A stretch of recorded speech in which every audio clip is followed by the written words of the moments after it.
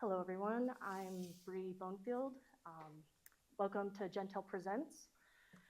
I am the newest residency assistant, and I would like to begin by thanking our August residents for taking time out of their day to come here, and all of you for coming here as well. I would also like to give a thank you to our Wyoming Arts Council, our staff, and I already thanked you guys, but thank you again after the presentations.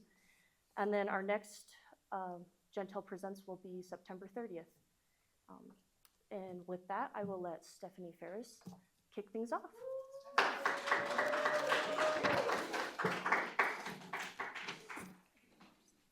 you. All right. Can you guys hear me without this? Yeah. Does that work? Okay. Okay. Just a moment. Put this on. No, that's all right. Does that work? Okay. Hi. Thank you all for coming. I'm just from over the hill in Lander, and I just have to say it is such a delight anytime I get to come over to County 3. It is like, it's greener, there's just a little bit more going on. And yeah, so thanks to all of you for hosting us and me. I'm a fiction writer. I grew up in Maine, but I've lived in Wyoming off and on mostly for the last 30 years. I finished my undergrad at UW. And my writing, I'm not going to get too deep into it. I'm just mostly going to read. But there's sort of a tension in my work between Maine and Wyoming and Maine and the West. My work is really sort of centered in place. And so I have a collection of stories that came out last summer. It's on the back. It's for sale if you want to buy it. But I'm going to read from my novel in progress today. When I was very young, my father built a simple square shed behind our house, right at the edge of the woods. He wanted a place to hang his whitetails in the fall, a closed-in structure where he could cool the animals out with no worry of scavengers. By the time I was 7 or 8, he was passing most evenings and weekends out there, listening to the Red Sox, drinking his beers in peace. My mother never ventured that way, but I spent hours inside that drafty building, perched on a tall metal stool and painting small scraps of wood, trying the sips of Budweiser he offered, which I swallowed down and pretended to like. Sometimes we'd catch sight of my mother through the bank of grimy windows over his workbench, trailing a garden hose through the flower beds or standing cross-armed on the porch with a cocktail and a half-smoked parliament, gazing off like she was expecting someone to come rushing up our wooded drive, time through the murky glass. If I knew that kiddo, I'd be a very happy man. Even before he strung himself up from the joists with a blue extension cord the year I turned 15, the damp space felt haunted to me. Its bare bulbs cast strange shadows onto the tools that cluttered the pegboard walls, and lining the rows of shelves like specimens in a museum were glass jars filled not as I liked to pretend with floating eyeballs or wrinkled gray fetuses, but with an archive of metal fasteners, wing nuts, lag bolts, washers, nails, screws, tiny bits of flinging old dishes from the kitchen cupboards into a pile on the linoleum. A half-empty Bloody Mary stood on the counter, garnished with a stalk of translucent celery from the bunch Dad had bought the last time he'd made deer stew. What was it the school counselor had told me? Grief won't look any one way. Ma, what are you doing? All this stuff, Rosie, it's too much. It's weighing us down. She looked like a madwoman at a bonfire.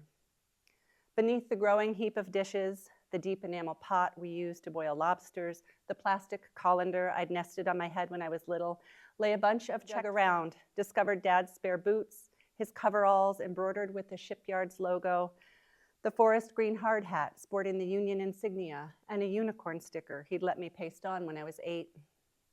He'd been dead for 9 whole days. I lifted a blaze orange hunting vest from the pile and zipped it to my chin. It's not weighing me down.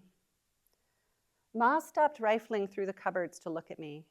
She wasn't yet 40, but her hair had gone completely gray, which she liked to say was my fault.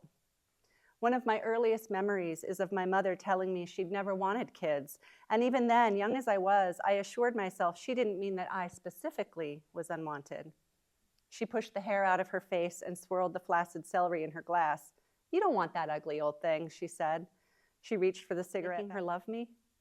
"The two of us what?" I said. shoving my fists into the vest's deep pockets. You act like we were united against you. Ma laughed. Something jabbed my knuckle. From the pocket, I pulled a lint-covered key tied with a red curl of ribbon. My mind tore ahead of itself, conjuring a metal lockbox on one of the shed's highest shelves, a handwritten cabinet over the fridge.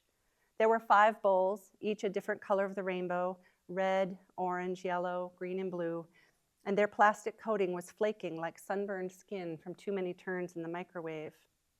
She flung the stack toward the pile on the kitchen floor, and the bowls came unnested mid-flight and went skittering across the linoleum. Your father hung on to everything except what really mattered. Being that the pressure of an untenable situation leads to the forging of something beautiful and new. It's a lovely idea. Creation from the ashes, what doesn't kill you and all that. And I am sure if my mother and I were different people, life could have unfolded that way for us.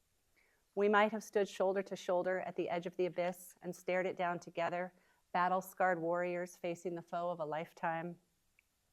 But the 12 months between my father's suicide and my mother's driving away forever were less crucible than hurricane.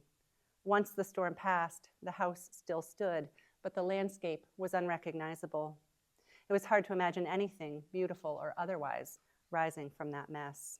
In the shower, I grabbed a cigarette from her purse and hurried down our front steps, past Dad's hunting shed and his beloved '78 Nova, which was the color of rust and whose hood was strewn with red leaves from the sugar maple. Out on the highway, I caught a ride to my first keg party. The party was at the beach, very frigid and damp in December, and I got predictably drunk and predictably felt up by 2 varsity lacrosse players who were angling to play D1 at Dartmouth. I downed another beer and told them my father hung himself. This shut them up, and they got busy with my bra and jeans. First, they had to unzip the orange vest. Behind a crude driftwood lean-to, I lay on the half-frozen sand, listening to the distant bark of gulls and adolescent laughter and waves crashing on shore, sensing, though just barely, the crab-like scuttle of hands. And I opened my eyes to see a girl with close-cropped hair and black combat boots bending over the boys who were bending over me. She yanked them back and called them assholes, shot out a boot, and sent the driftwood flying. What the fuck, I said groggily, we're fine, which of course the boys were saying too. Shut up, she told me, pulling me to my feet, yanking my jeans back up over my butt. She hauled me across the beach to her car, a silver 2-door Honda parked at the far edge of the nearly empty lot. How strange, I thought, as I slid into her passenger seat. How strange to be in this girl's car. You are a fucking idiot, she said. And she lit one cigarette after another as we flew over the winding hills.